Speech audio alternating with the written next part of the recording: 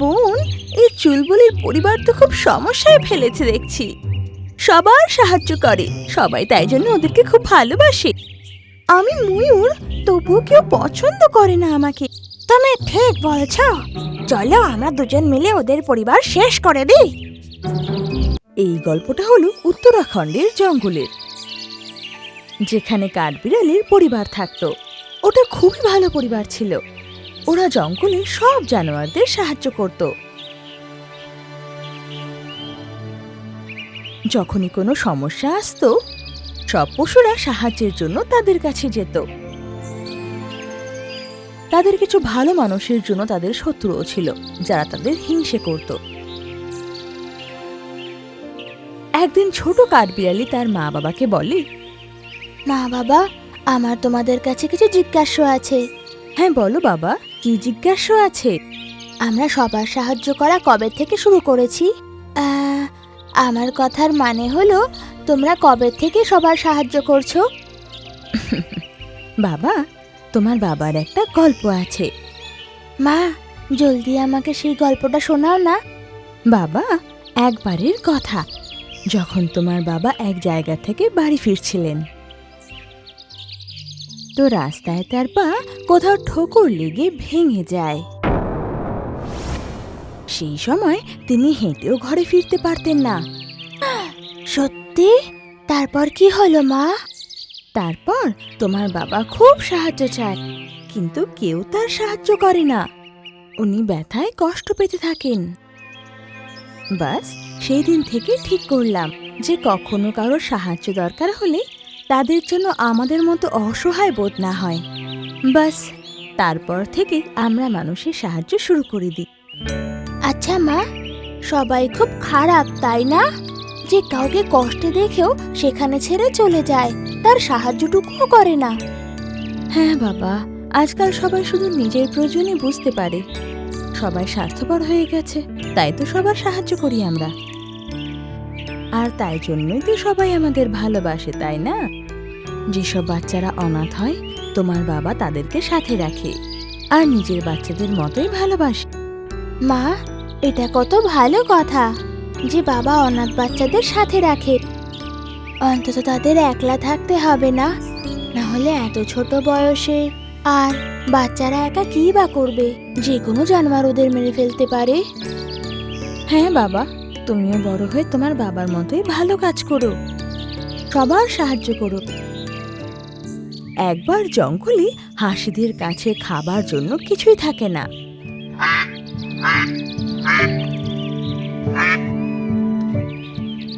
তো ওরা চুলবুলি কাঠবিড়ালির কাছে খাবার চাইতে আসে। চুলবুলি কাঠবিড়ালির মা, আমাদের খাবার শেষ হয়ে গেছে আর আমরা অসুস্থ হয়ে গেছি। এই জন্য আমরা খাবার সংগ্রহ করতে পারছি না। দয়া করে কিছু খাবার যদি আমাদের দিয়ে দেয়। তখনই চুলবুলি কাঠবিড়ালির মা বলে, হ্যাঁ গিলি গিলি হাঁস, তোমাদের সাহায্য আমরা নিশ্চয় করব। হাঁসেরা খাবার নিয়ে চলে যায় আর ওরা ভীষণই খুশি হয়। কিন্তু ওই জঙ্গলে ভালো জানোয়ারদের সাথে সাথে খারাপ জানোয়ারও ছিল, যারা চুলবুলি কাঠবিড়ালির পরিবারকে হিংসে করত। যেমন বিড়াল আর ময়ূর, একজনের নাম নাটি তো আরেকজনের নাম টিকলি। দুজনই চুলবুলির পরিবারকে খুব হিংসে করত, তো দুজনে মিলে ওদের বিরুদ্ধে ষড়যন্ত্র করে। বোন, এই চুলবুলির পরিবার তো খুব সমস্যায় ফেলেছে দেখছি। সবার সাহায্য করে, সবাই তাই জন্য ওদেরকে খুব ভালোবাসে। আমি ময়ূর, তবুও কেউ পছন্দ করে না আমাকে। তুমি ঠিক বলছ, চলো আমরা দুজন মিলে ওদের পরিবার শেষ করে দিই। একদিন যখন চুলবুলি কাঠবিড়ালি বাইরে ঘুরতে যায় আর ওর মা বাবা ঘরে একলা থাকে, তো নাটি বিড়াল আর টিকলি ময়ূর গিয়ে চুলবুলির মা বাবার ওপর আক্রমণ করে। একজন বাবাকে ধরে তো অন্যজন মাকে, আর দুজনকেই কামড়ে কামড়ে মেরে দেয় আর ওখান থেকে চলে যায়। তারপর চুলবুলি কাঠবিড়ালি যখন বাড়ি ফেরে, নিজের মা বাবার ওই অবস্থা দেখে জাগানোর চেষ্টা করে। মা বাবা, ওঠো না, এই তো তোমরা ঠিক ছিলে, এখন কি হয়ে গেল? তোমাদেরকে তো জঙ্গলে সবাই ভালোবাসে, তাহলে তোমাদের খেয়ে এভাবে মারলো?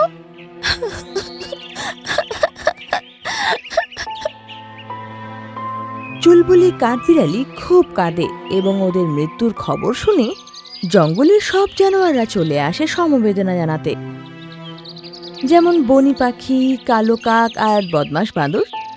চুলবুলি কাঠবিড়ালি, এসব কি করে হয়ে গেল? আমাদের সমাজের কাঠবিড়ালির রাজা এবং মহারানীকে কে মেরে ফেললো?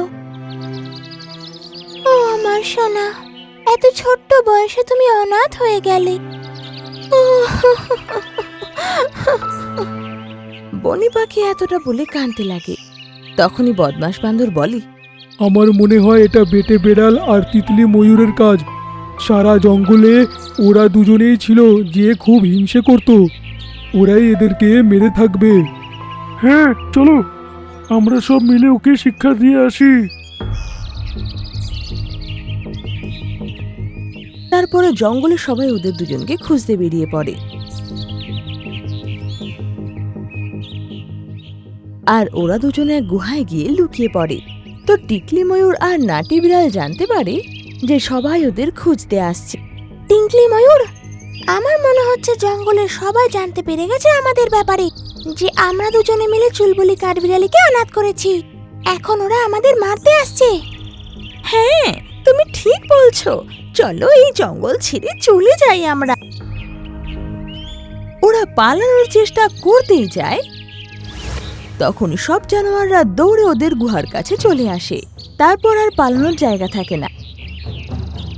কালো কাক, তুমি নিজের মুখ দিয়ে এদেরকে গুতিয়ে গুতিয়ে শেষ করে দাও। তারপর সব জানোয়াররা ওদের মারতেই যায়। তখন চুলবুলির এগুলো ঠিক মনে হয় না, তো ও বাকিদের বলে, না, এদের মেরে আমি আমার মা বাবার মৃত্যুর প্রতিশোধ নিতে পারি না। আমার মা বাবা তো সবার ভালো চেয়েছিলেন।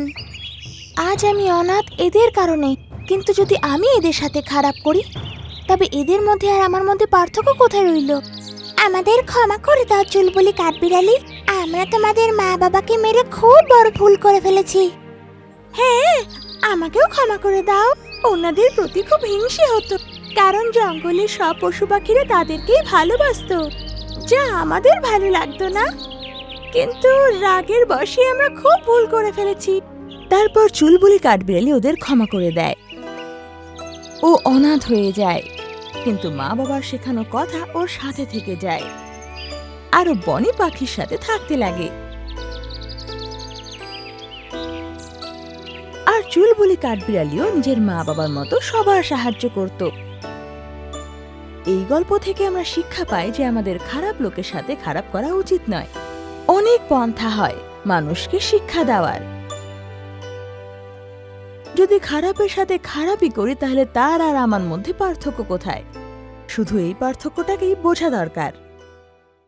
ও মরে গেলাম, এই তো খুব ঝাল। বুলবুল, তুমি কি আমাকে শাস্তি দেওয়ার জন্য এর মধ্যে লঙ্কা দিয়ে এনেছো? চম্পা বতে সব পাখিরা মিলেমিশে খুশি খুশি থাকতো। চারিদিকে খুশির হাওয়া ছড়িয়ে থাকতো। ওদের মধ্যে একটা ঝুমরি পায়রা ছিল, আর ও অন্ধ ছিল। এই বটগাছে অনেক সুন্দর পাখিরা থাকে, আর ওদের কিচিরমিচিরেই আমার সকাল হয়। সবাই নিজেদের সাথে কত খুশি থাকে। ওই বটগাছে যত পাখি থাকতো, সবাই ঝুমরি পাখির অন্ধ হওয়ার কারণে মজা করত। কিছু তো ওকে খুব কড়া কথাও শোনাতো, যার কারণে ঝুমরি পায়রা খুব দুঃখ পেত। আরে দেখো কি ভালো আবহাওয়া, এই সময় তো আমার আরো উড়তে ইচ্ছা করে। আমরা সবাই তো ঠিক আছি, কিন্তু এই ঝুমরি পায়রার কি হবে? বেচারি তো কিছু দেখতেই পায় না। এখন এর জন্য কি বা ভালো মরশুম, কি বা খারাপ মরশুম? একা আমি তো দেখতে পাই না, বাকি তোমরা তো কত ভালো। তোমাদের আওয়াজ শুনেই তো আমি আন্দাজা লাগাই যে আবহাওয়া কত ভালো। ঝুমরি পাখি, তোমার তো শুধু বাসাটাই তোমার পুরো সংসার হয়ে রয়ে গেল। এখন তুমি না কোনো জিনিস দেখতে পাও, না কোনো জিনিসের মজা নিতে পারো। তাতে কি বা হবে? আমার জীবন তো অন্ধকারেই আছে। ঝুমরি পাখি কোথাও যেতে পারতো না, যার কারণে ওই বটগাছের পাখিরা মাঝে মাঝে ওর জন্য খাবার এনে দিত। একদিনের কথা। এই নাও মাসি, আমার শাশুড়ি তোমার জন্য বড়া পাঠিয়েছে। খুব ভালো থাকো বাবা, ভালোই হলো তোমার শাশুড়ি আমার জন্য খাবার পাঠালো। অনেকক্ষণ ধরে খিদে পেয়েছিল, আজ তো কেউ খাবার দিতে আসেনি। ওনার আর কি, উনি তো শুধু বলেই খালাস, করতে তো আমাকে হয়। ঘরের সব কাজ করো, তারপর ওনার সেবা করো। নিজে তো কোথাও উড়ে যেতে পারবেন না, আমাকে শুধু জ্বালা দেওয়ার জন্য এই বট গাছে বসে থাকেন। এইদিকে আমার শাশুড়ি এনার দেখাশোনার জন্য প্রাণপাত করছেন। ঝুমরি পাখি যেই একটা পকোড়া নিজের মুখে দেয়, অমনি ওর খুব ঝাল লাগে, আরো চিল্লে ওঠে, ও মরে গেলাম, এই তো খুব ঝাল। বুলবুল, তুমি কি আমাকে শাস্তি দেওয়ার জন্য এর মধ্যে লঙ্কা দিয়ে এনেছো? এক তো একে খাবার দাও, তার উপর আবার কথা শোনো। বেশি লঙ্কা হয়েছে তো কি হয়েছে, কম তো দিইনি, বেশি দিয়েছি। খেতে হলে খেয়ে নাও, নাহলে ফেলে দাও।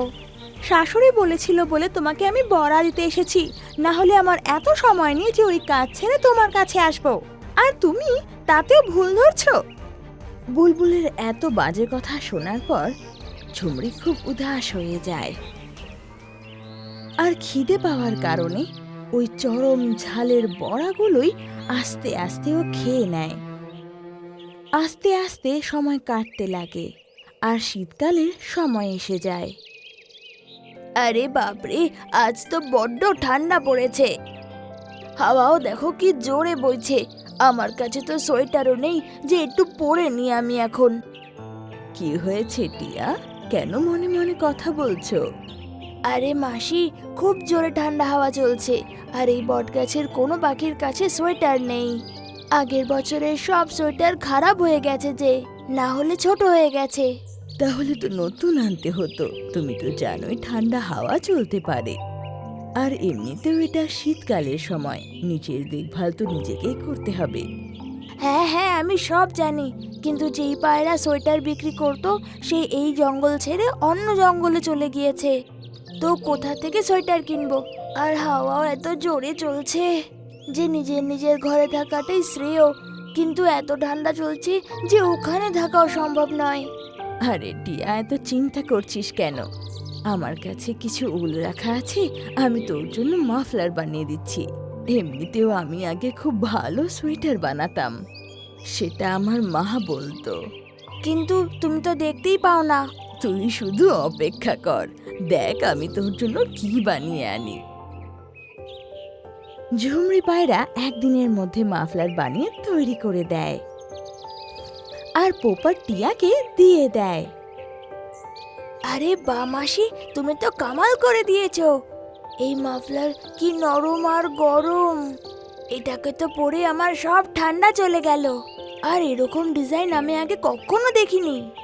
এত ভালো ডিজাইন বানিয়েছো তুমি। তোর ভালো লেগেছে তো, আর কি, এই তো চাই। কিন্তু তুমি কিভাবে করলে? তুমি তো দেখতেই পাও না। ভগবান একটা রাস্তা বন্ধ করলে আরেকটা খুলেও দেয়। আমি আন্দাজা করে সোয়েটার, মাফলার, টুপি সব বানাতে পারি। পোপার টিয়ার মাফলার দেখে জঙ্গলের সব পাখি ওরকমই মাফলার পরতে চায়। আর যখন পোপার টিয়া বলে যে এই মাফলার ঝুমরি পায়রা বানিয়েছে, তখন কেউ বিশ্বাসই করে না। আরে কি বাজে কথা বলছিস তুই? ঝুমরি পায়রা কি করে বানাবে? ও তো অন্ধ। আমার তো চোখ আছে, তবুও এত ভালো মাফলার বানাতে পারবো না। আর ঝুমরি পায়রা তো অন্ধ, তাও এত ভালো ডিজাইন করে দিতে পারলো। আমরা তো আজ পর্যন্ত ওনার শুধু খারাপ দিকটাই দেখেছি, আজ আমি ওনার ভালো দিকটাও দেখলাম, যে উনি দারুণ সোয়েটার বুনতে পারেন। এই শীতকালে আমাদের সবার অসুবিধা হচ্ছে, কারণ আমাদের সোয়েটার, মাফলার, টুপি কিছুই তো নেই। আমার তো বাবা বিশ্বাস হয় না, আমি কালই ঝুমরি পায়রার কাছে গিয়ে এর সত্যতা যাচাই করব। টুনটুন পাখি ঝুমরি পায়রার কাছে যায়, তো দেখে যে সত্যি সত্যি ঝুমরি পায়রা সোয়েটার বুনছে, আর ও খুবই দারুণ ডিজাইন তুলছে, আর এই শীতকালের জন্য সেটা একদম পারফেক্ট। ঝুমরি পায়রা, আমাদের ক্ষমা করো, আমরা তোমাকে সবসময় অপমান করেছি আর তোমাকে সবসময় অকম্মা ভেবেছি। তুমি কি আমার জন্য একটা সোয়েটার বানিয়ে দেবে? হ্যাঁ হ্যাঁ, কেন না, এই কাজ করতে তো আমার ভালোই লাগে। এখন ঝুমরি পায়রার হাতের কাজের প্রশংসা সারা জঙ্গলে ছড়িয়ে যায় আর সবাই ওকে দিয়ে সোয়েটার বানাতে চায়। এখন ঝুমরি পায়রা নিজের একটা সোয়েটারের দোকান খোলে, যেখানে ওর সোয়েটার বুনে বেচা শুরু করে। আর ওর সোয়েটার সঙ্গে সঙ্গেই বিক্রি হতে লাগে, যার কারণে ও এখন কারোর দয়ার অপেক্ষা করে না আর নিজের জীবন সুখে শান্তিতে কাটাতে লাগে। আমাকে ক্ষমা করো মাসি, সেদিনকে তোমাকে খুব বাজে কথা বলে দিয়েছিলাম, কিন্তু তোমার হাতের কাজ তো দারুণ। তুমি কি আমাকেও শেখাবে? হ্যাঁ হ্যাঁ, কেন না, আমি তোমাকেও শেখাবো, যার থেকে তুমিও নিজের ঘরে সোয়েটার বুনতে পারবে। ঝুমরি পায়রা এখন অনেক পাখিকে সোয়েটার বোনা শেখায় আর নিজেও বানিয়ে অন্যদের বেচতে থাকে, যার কারণে সবাই ওকে খুব পছন্দ করতে লাগে। এখন ওর অন্ধত্ব কারোর জন্য হাসির কারণ ছিল না।